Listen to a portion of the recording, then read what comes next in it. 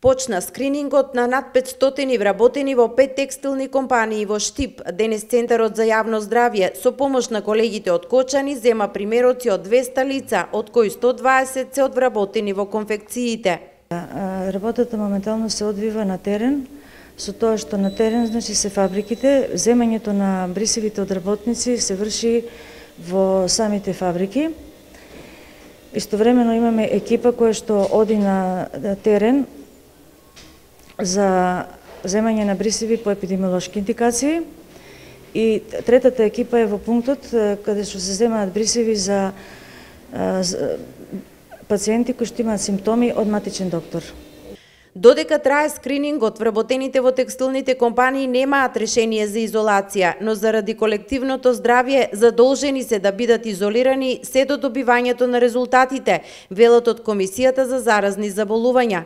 Од почитувањето токму на оваа мерка во голема мера зависи дали ќе се шири коронавирусот во Штип.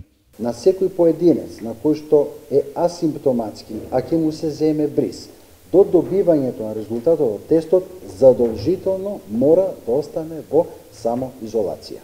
Се потврди дека превозот на работниците е слаба точка на која со месеци укажуваат од невладината Гласен текстилец.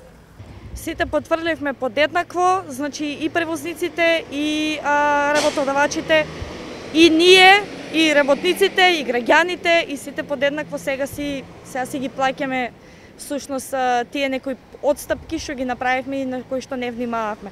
Значи збориме овдека и за неносењето на маски за време на превозот, и за гужвите во превозот, и за непочитувањето и работењето во полициски часи преку време на работа со работодавачите, така да сите подеднакво сме си виновни за сета оваа ситуација. Затворањето на текстилните компании заради ширење на COVID-19 не треба да ги остави без дневници вработените, сметаат од Сојузот на синдикати на Македонија.